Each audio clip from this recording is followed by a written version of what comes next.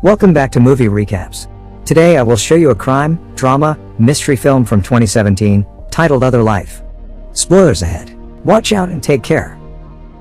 Music like a heartbeat can be heard, along with a close-up image of a woman's blue eye.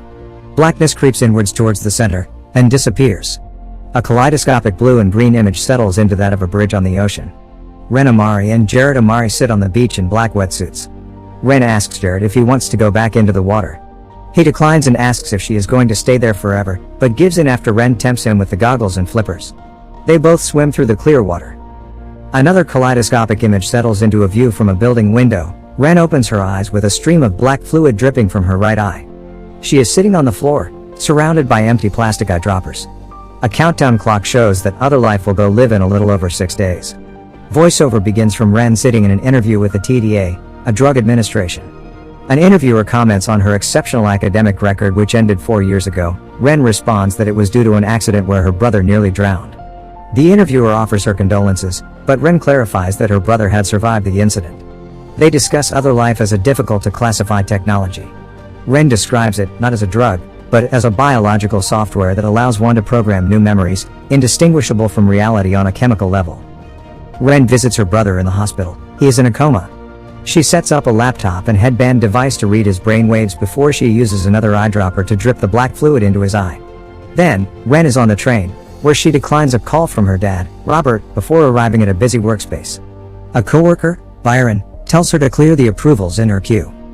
Back in her other life, Ren jumps out of a plane and parachutes to the ground before she wakes up in a testing room with Byron. A cut back to the interview reveals that Ren's father has been vocal about the potential dangers of prolonged exposure to her technology. He fears physical symptoms could include seizures and brain death.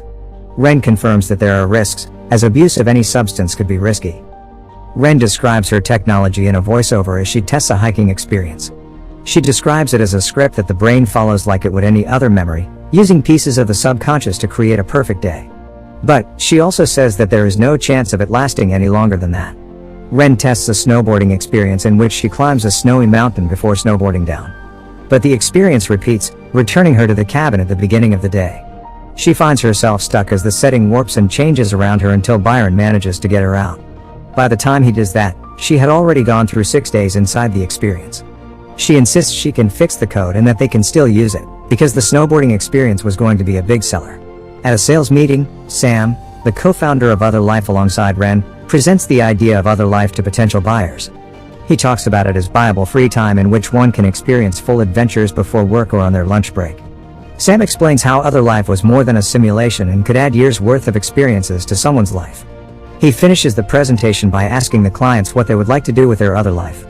When Ren arrives, Sam introduces her as his co-founder and asks her to explain some of the science behind the technology. After the meeting, Sam and Ren disagree about what the company needs going forward. On her way out of the meeting, Ren encounters Danny, who was waiting for a date she had forgotten about. She apologizes, but says she has to work. Back at the interview, the interviewers read out loud from reports about how users can end up dissociating from reality. They state how such an experience could seem isolating. Ren and Byron work late that night to debug the snowboarding experience. The countdown clock shows Other Life will go live in about 5 days. Ren finds the error in the code and tests the new version without issues. They continue to work late, and Byron asks about the number of tests Ren has done.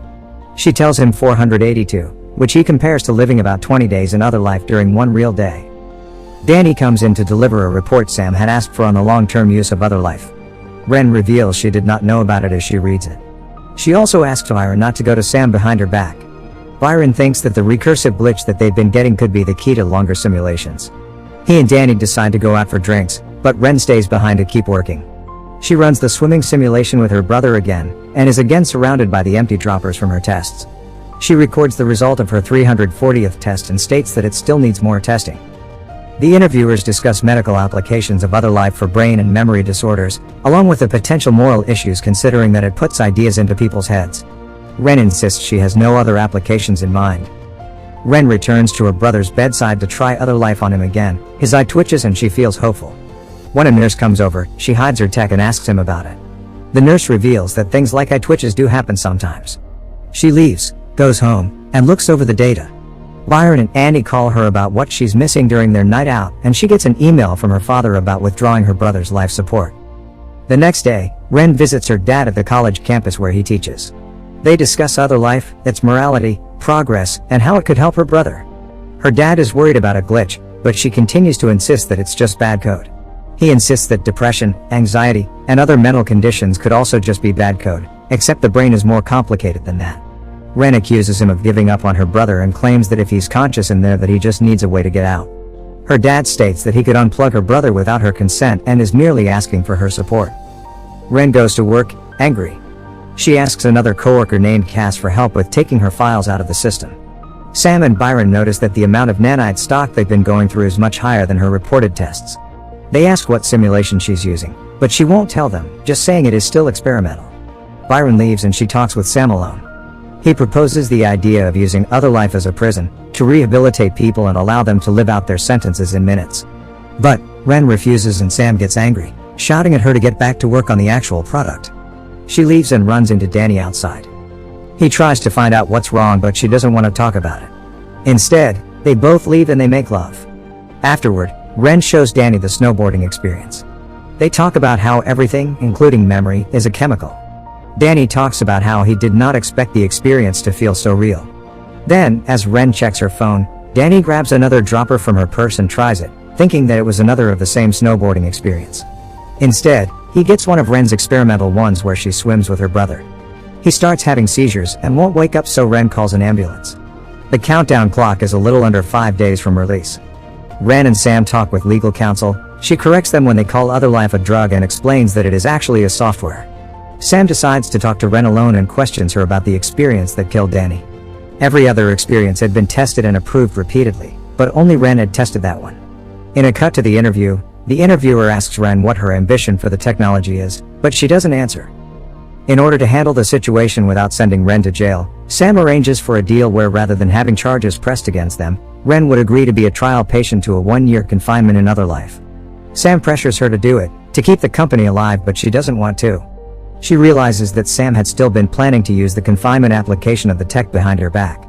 Sam insists that a minute of her life is better than the alternative, considering she killed someone with an untested sample.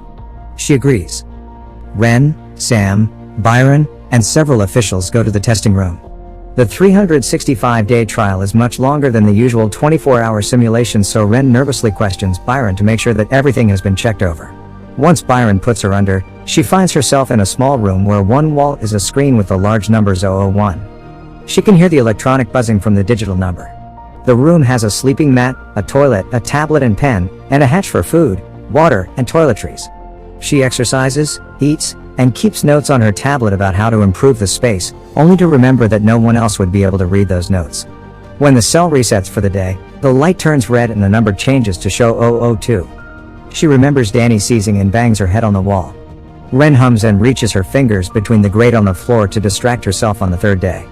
On the 5th day, she remembers swimming with her brother, and she remembers losing him and seeing him wash up on the beach. She promises her brother she won't forget him. She starts taking notes of people who woke from long-term comas and who triggered those recoveries as the days go by. She argues with herself about whether or not her brother is truly gone, and whether she can actually return live with programming. Day 365 arrives, and she waits as the lights turn red. But then the room resets to 001. Ren panics, and realizes that the exit routine did not work. She shouts, and starts breaking things. Eventually, she lays still in the damaged room, but hears wind whistling. She opens the hatch and finds a gap which she pushes at. Through the gap she finds and rips at a plastic sheet and climbs through into a warehouse-like room containing her plastic sheeting-covered cell. She finds stores of the food and water she'd been consuming, a monitor room, and a guard's desk. The guard returns to his desk and sees her, so she grabs the keys and a coat to run from him, stealing a truck to get away. Ren ends up walking along a busy road, finding ads for other life and seeing people everywhere. Ren calls the hospital to ask about her brother, and returns to her workplace to find it empty. She buys some new clothes, and sees a magazine cover with Sam's face. She goes to the police and they find that there was a missing persons report filed for her, but that she was also listed as having residency in Italy for the past year. She tries to tell them about what happened with other life, including the fact that she was the co-founder. But the police don't find any evidence of any charges filed against her. When they go to check out the cell, they find nothing but remnants. She checks her apartment, but someone else has been living there for the past year, and the attendant at the front desk won't let her check for her stuff. Meanwhile, Sam arrives, promising that he had come as soon as he'd heard and wanted to get her somewhere safe. The attendant at the front desk does not let Sam into the building and Ren tries to avoid him. She eventually manages to sneak out without Sam seeing her. Ren goes to find Cass for help, who lets her in and gives her something to eat. Cass reveals that the other workers thought that Ren had cashed out and left to go to Italy without saying goodbye. Ren also finds out that Danny didn't die, and sees him again. Ren, Cass, and Danny gather at a restaurant where Danny talks about his experience in the swimming simulation, where he felt like he was drowning. He woke up in the hospital but was fine after a week of testing.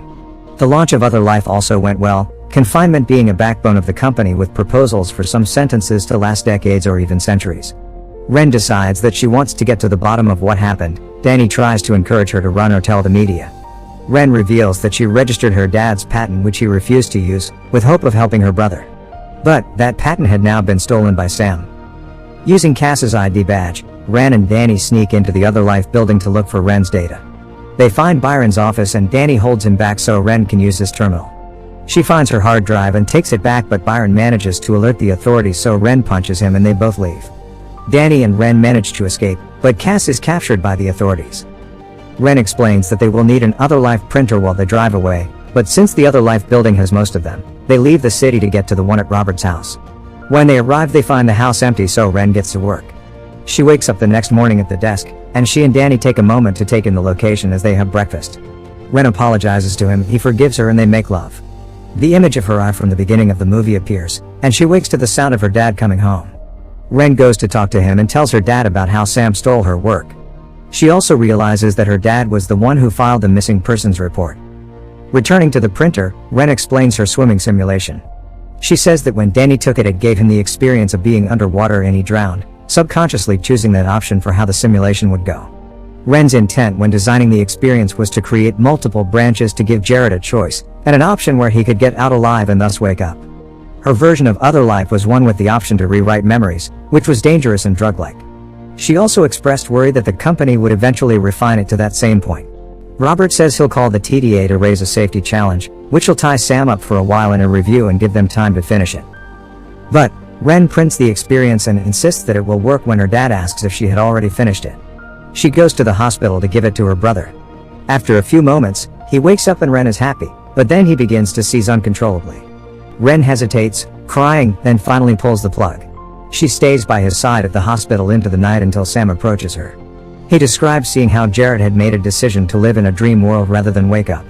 Ren starts seeing flashes of the testing room, of people shouting and confused, and of Byron telling her to wake up. The hospital disappears and she returns to the beach yet again, alone, and realizes that she's still in her other life. She walks into the water and lets the waves crash over her.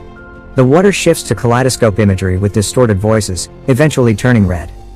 Ren wakes up in the testing room, and punches Sam before trying to destroy the recording. She eventually calms down and sits with T as she thinks about her brother, and her interactions with her dad and Danny while in the experience. She answers the ambition question in the interview that she wants to give people a special chance at a kind of life they might not know otherwise. The interviewers approve the programming for public consumption. Sam and Ren talk where she apologizes for punching him and tells him she wants to withdraw from the company to focus on research and development. She would leave the company with Sam but would keep the patent. This angers Sam, and he throws something from his desk once she leaves. Ren attends Danny's funeral where he is cremated, and talks to her dad about Sam. She asks him to come with her to the hospital. Before Ren can get to the hospital, she receives a call from Sam. He tells her that she needs to see something in person, so she goes back to the office and is greeted by things being put away. She finds Sam and Byron reviewing her experience. They realize that she had managed to break out of the prison, and get excited about it as a potential interactive experience. But Ren refuses to help and tries to leave. Sam convinces her to sit down as he explains why she should help, but then he tries to force her back into the same experience. At first, Byron refuses to help until Sam tells him that the sooner he helps, the sooner Ren can get back to them, so Byron sets up the experience. Ren finds herself back in the prison, where she starts thinking her way through the days and she manages to wake up on her own. When she gets up, she wipes the fluid from her cheek and forces Sam into the same experience. Her and Byron watch as Sam goes through the days until the system crashes and they realize that they will have to wake him up or he could die. But Ren waits to do so until he has gone through all 365 plus 1 days like she had. Sam wakes up, and Ren and Byron leave him to sob in the chair. Later, Ren meets with her father at the hospital and they mourn Jared's death. Ren returns to the bridge at the beach and watches the ocean.